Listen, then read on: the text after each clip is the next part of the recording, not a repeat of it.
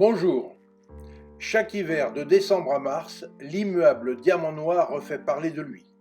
Et nul doute pour moi que la truffe est probablement un bienfait de quelques dieux épicuriens.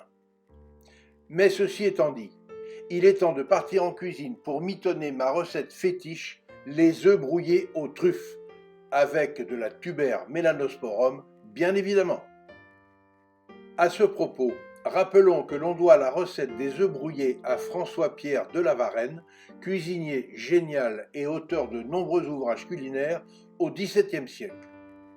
En premier lieu, et au moins 24 heures à l'avance, je mets à infuser ensemble dans un bocal des truffes sélectionnées par Jean-Luc Clamins de la maison Gaillard Truffes à Caussade et des œufs de poule élevés en plein air par Alexandre Taillefer au GAEC du Gouire.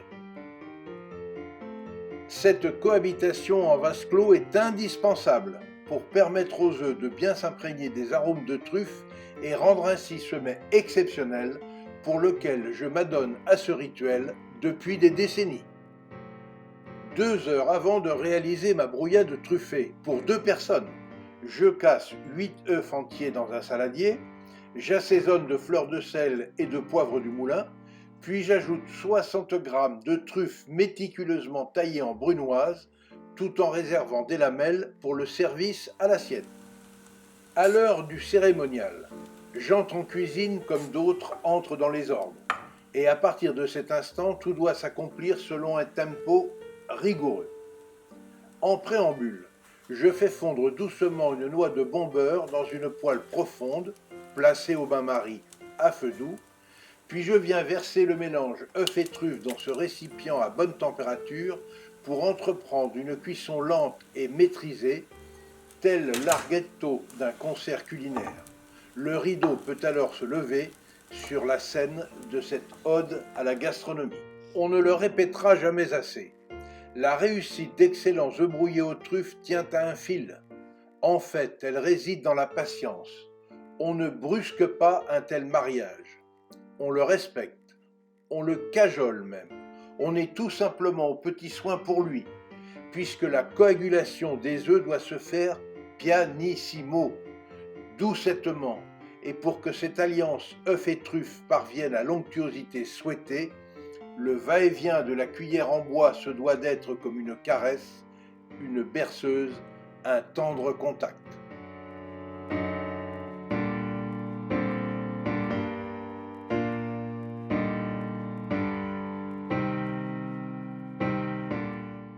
Une quinzaine de minutes se sont écoulées tranquillement.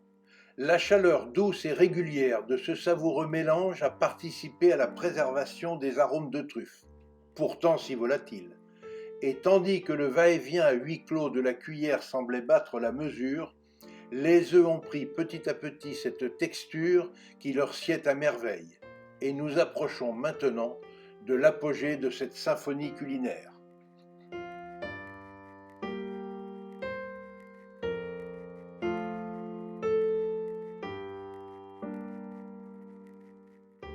Le moment est donc venu d'ajouter en touche finale une cuillère de crème fraîche épaisse qui va parfaire l'union de l'œuf et de la truffe. Il faut alors stopper le feu sans cesser de remuer, afin de maintenir l'extrême onctuosité de ces succulents œufs brouillés aux truffes qui vont devenir sans nul doute des enchanteurs de papilles, des révélateurs de plaisir gustatif.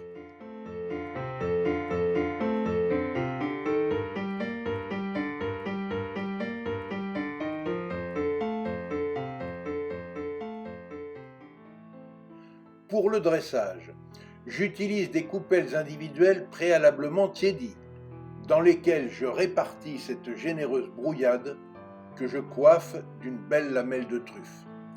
Il suffit alors de procéder au service et de déguster sans tarder à l'aide de cuillères en vermeil. En effet, les couverts en argent réagissent mal au soufre contenu dans les œufs et donnent un désagréable goût métallique. Mais ce n'est pas tout. Pour compléter le tableau et pour encore plus de gourmandise, j'ajoute un tasse-tout truffé, très légèrement tartiné à la graisse de foie gras de canard et parsemé de quelques grains de fleurs de sel. Pour accompagner ce mets d'exception, pour moi, toujours jubilatoire, j'ai servi ma dernière bouteille de l'excellent Clos Triguedina millésime 1999 de chez Jean-Luc et Sabine Baldès à Vire-sur-Lot. Cet accord mets-vin fut véritablement parfait, puisque cette cuvée a encore révélé ses délicieux arômes de truffe. Malheureusement, ce 1999 est désormais introuvable. Aussi, je recommande du même domaine viticole le très savoureux Probus de la cuvée 2015. À ce propos, vous pouvez découvrir notre reportage sur ce remarquable domaine viticole dans le numéro 10 du magazine Gourmandise.